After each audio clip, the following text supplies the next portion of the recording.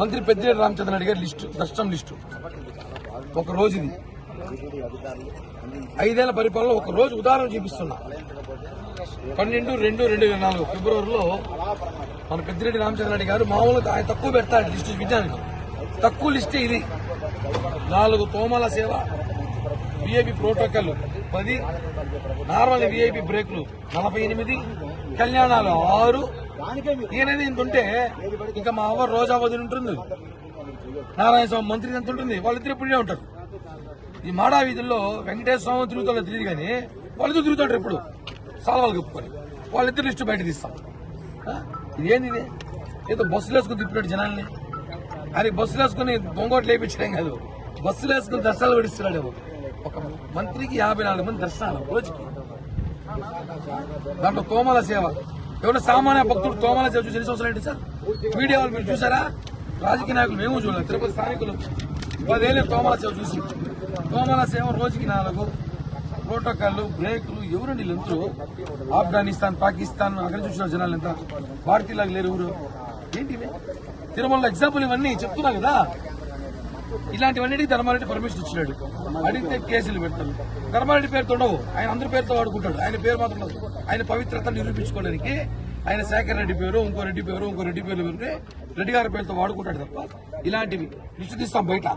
మంత్రి రోజా తీస్తాం, నారాయణ స్వామికి తీస్తాం, మంత్రుల చుట్టా తీస్తాం, స్థానిక ఎమ్మెల్యే తీస్తాం. ప్రతి ఒక్కరిది లిస్టు బయట తీసి విచారణ చేయించి వీళ్ళందరికీ ఫోన్లు చేయించి టికెట్లు ఎవరు ఇచ్చారు మీకు, ఎవరు రెప్రజెంట్ అన్ని కనుక్కుంటాం.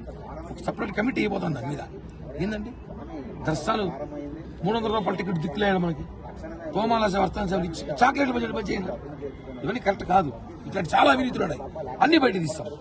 చెప్తున్నా కదా, జనసేన పార్టీ లక్ష్యం తిరుమల పూర్తిగా ప్రక్షాళన చేయబోతున్నాం. 5 ఏళ్ళ వచ్చిన అవినీతి అన్ని కూడా ఆపేయబోతున్నాం. మంచి పరిపాలనలో భక్తులకి నిజంగా దేవుని దగ్గరగా చూసే బాధ్యత కల్పించే విధంగా రాబోయే బోర్డు కూడా ఉంటుందని చెప్పి తెలియజేస్తున్నాం. శ్రీవాణి ట్రస్ట్ మీద సెపరేట్ ఎంక్వైరీ అయిపోతుంది. ఈరోజు రాసాం కదా, శ్రీవాణి ట్రస్ట్ మీద ఒక విజిలెన్స్ ఎంక్వైరీ జరగబోతోంది. ప్రజలు, దేశ ప్రజలు ఎవడైతే శ్రీవాణి ట్రస్ట్ టికెట్లు పెట్టి కొన్నాడో వాళ్ళందరూ అవాకే విధంగా మీకు రిజల్ట్ రాబోతుంది. దాంట్లో నిజాలు బయట రాబోతాయి. ఎందుకంటే శ్రీవాణి ట్రస్ట్ డబ్బులన్నీ కూడా గతంలో పవన్ కళ్యాణ్ గారు మాట్లాడితే శ్వేతపత్రం విడుదల చేస్తామని చెప్పి 4 పెన్తో రాసి ధర్మారెడ్డి గారు ఇచ్చినారు. 4 గుళ్ళు కట్టినాడంట. డబ్బులు చెప్తాం ఒకటి, అంకాలమ్మ గుడి ఒకటి, గంగమ్మ గుడికి ఇస్తాం. అవంతా కలిపితే 1 కోటి రూపాయలు ఉంటుంది. ఏడొచ్చిందంతా శ్రీవాణి ట్రస్ట్ 150 కోట్లు దాకా వచ్చింది. ఉదాహరణగా సంవత్సరం 150 కోట్లు వేసుకున్నాము. నువ్వు చూపించిన లెక్క ఎంత? 1 కోటి రూపాయలు. మిగతా డబ్బులు ఏ ట్రస్ట్ పోయింది? జగన్ ట్రస్ట్ పోయింది.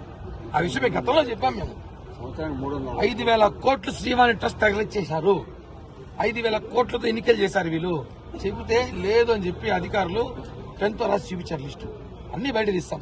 టీటీడీ టికెట్ల కుంభకోణం మొత్తం బయట తీస్తాం. అన్ని ప్రతి ఒక్కటి తీస్తాం. ఎవరైతే బాధితులున్నారో అందరినీ కూడా జైలుకి పంపిస్తాం.